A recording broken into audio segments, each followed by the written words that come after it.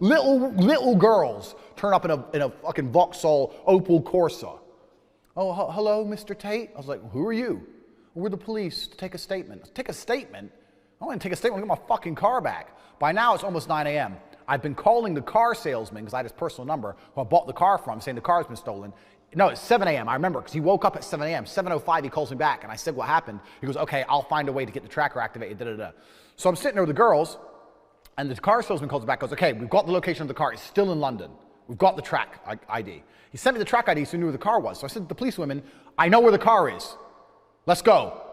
And you know what they said to me? We can't chase your car because it's too dangerous. I was like, what do you mean? Oh, we don't send, in car thefts, because people never stop, we won't send the police to chase them because it's a public hazard. I was like, are you telling me people stole my car and the police won't chase them? London is the most failed society. So I was like, what do you mean? She goes, well, we're not chase trained anyway.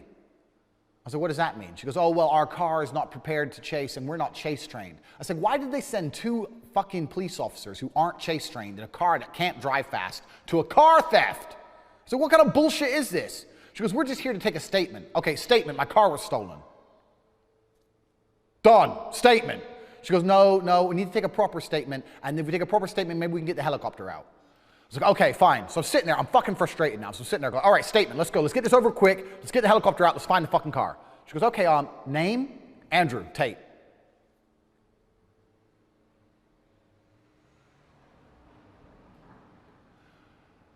Date of birth. I don't have time for this shit. My car's been fucking stolen. What do you mean, name, date of birth, where you live, what happened? I went in the casino and then I came out, my car wasn't there. My fucking car was stolen, you fuck. I ain't got time for this shit.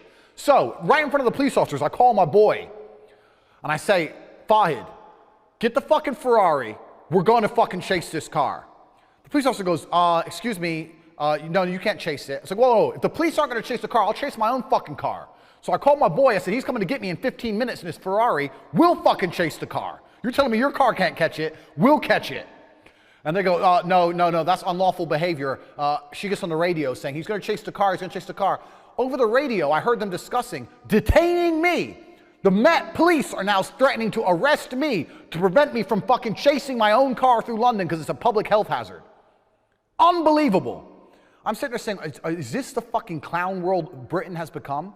Are you serious that we know where the stolen car is? You won't even fucking intercept it. And when I want to go intercept my own car, you're threatening to arrest me to prevent me from damaging public health? What kind of fucking, what planet is this? What planet is this? They're on the radio back and forth, back and forth.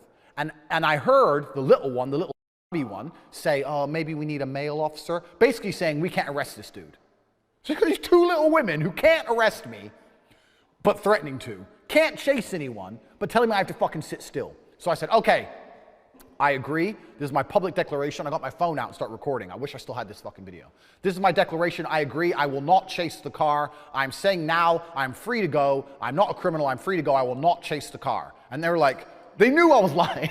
They were like, he's going to go chase the car. So you're free to go. I've left my statement. I'm not going to chase the car. I'm going to Costa. I want a coffee. I'm going to have a coffee. Thank you, officers. Thank you. I'm going. I just want to leave. I'm leaving now of my own free will. You have no reason to arrest me.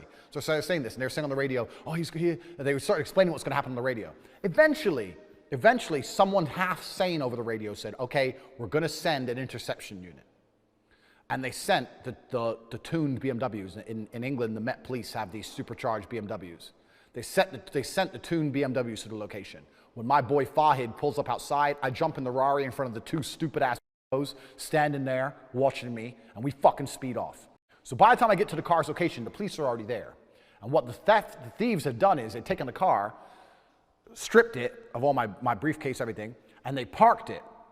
And the reason they do this is because they know luxury cars have trackers. So they park it in like a hidden location, and they leave it for like 2 weeks, 3 weeks, 4 weeks, and they wait and see if it gets found. And if it doesn't get found, then they worry about what to do with it, because they don't want to do anything too much with it while there's a tracker on it, because they get caught in the car. And they have a lookout.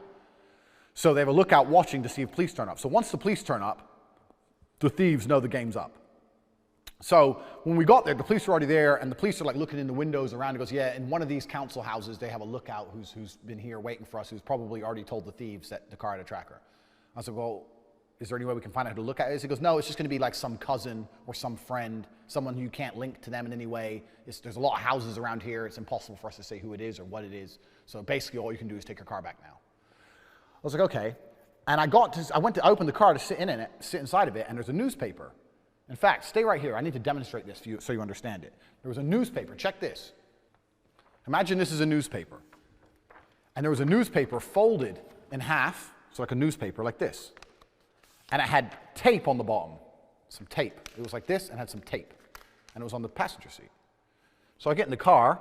I didn't want to touch it. I said to the police, that's not mine. It might be some prints or something. They left that there. Police officer goes, okay, puts his gloves on, takes it, picks it up. It wasn't a newspaper. Inside was a fucking knife. So it's 2 or 3 pieces of paper like this. It's thin. This is the handle with tape. And it looks like they're holding a piece of paper, but they can just fucking stab you. Never see it in a million years. Fucking a knife was sitting there. So if I would have intercepted them, if I would have come out at the time, it could have got fucking messy, because we know how people get stabbed in London. And it wasn't a small knife. It was a good knife. Like, you'd be fucked. So there's a knife there. So they take the knife for DNA. I take my car to Aston Martin because they drove over speed bumps too fast, fucked the whole car up. So next day I get a call from the head of organized crime for the Met. And he said, hi, my name is whatever, I can't remember his name now, Mark something. I'm the head of organized crime for the Metropolitan Police. The gang who stole your car have stole $40 million worth of cars in the last 6 months. There's an epidemic that's plaguing our city. It's going to damage our economy. We cannot have people coming here with luxury cars and the cars go missing. And your car is the first major breakthrough where we got DNA and fingerprints from the weapon that's been recovered from the car. Can you come down to the police station ASAP? And for once I thought, you know what, through all the incompetence, I mean, obviously the 2 female officers were incompetent. So I got down to the police station, he goes, your car, I didn't know any of this, there's 3 brackets of theft, and because your car is worth over 100,000 pounds, it's like grand theft. It's the highest value theft, and these people are gonna be looking to do 5 to 6 years. We now have their DNA and fingerprints. We know who they are. Also, the police impressed me. What happened was, the fuckers, when they took my briefcase, took all my debit cards, and they've been running around stores, and because they didn't know my PIN code, contactlessly buying things in Tesco and shit. And like generic shit, like washing powder, food, bullshit. So the police in 24 hours had already had all the CCTV from all the Tesco stores when my card was used and had all their faces. So now we have their faces, and we have their DNA, and we have their fingerprints. And we had their receipts of things they were buying. So I'm sitting there in front of in the Met, head of Met, and I was super impressed. I was like, wow, so you know who they are? You got their faces, we know everything they've bought, where they've been, da-da-da. Because literally after they stole my car, after they parked the car, they just went on a fucking shopping spree. And I said, why do they buy so much generic, boring shit? And he goes, well, this is their job. They're thieves. Being a thief is their job, and they need washing powder and bullshit normal things. So they just run around Tesco buying stuff. So he goes, we're gonna be making arrests in the next 2 days. I was like, bam! And how long are these guys going to jail? He goes, minimum 5 years. So I was impressed for once. Impressed with the police for once. So I went home, chilling. 2 days later, I get a call from the guy. Bad news. Well, what's the bad news? He goes, they fled the country. He goes, someone must have tipped them off, or they must have known that somehow, maybe they looked you up on social media because they looked your name, they know you're an influential person. I also tweeted something at the time about my car getting stolen, and he goes, maybe they were just shook because they stole a high-profile car and they fled the country. They've all gone to Morocco. They're Tunisian nationals, but they've all gone to Morocco. I was like, okay, cool. He goes, but don't worry, we're going to be looking to apprehend them when they return to the country, blah, blah, blah, blah, blah. What happened next was a long series of bullshit. What happened was that I was chasing the police every couple days for an update, and they just stopped replying to me. The police basically wouldn't reply to me anymore. 3 months after this, eventually I get an email from this guy going, hi, can you come down to the police station again? I fucking drive down to London again. I get in the police station. He goes, what's going on? Have we found them yet? He goes, they're back in the country, but they're under surveillance for some other crime, some other part of an organized criminal syndicate, and they're under surveillance by MI5, so we cannot arrest them because they're literally under surveillance for something else. So they're back in the country and they're running around free, but they're under surveillance by a special branch, I don't know who, he didn't say MI5, but some special branch of the police force, so we can't arrest them because they're involved in high-level drug trafficking, human trafficking, all these things. Cool. So basically they're running around free. He goes, yeah, but when we catch them and arrest them for the other things, your charge is going to be put on top. These people are going to jail for a very, very long time. Whatever. Email. Months and months and months, never heard anything. About 2 weeks ago, that's the reason I'm telling this story now. 2 weeks ago, I finally got an email from the police officer.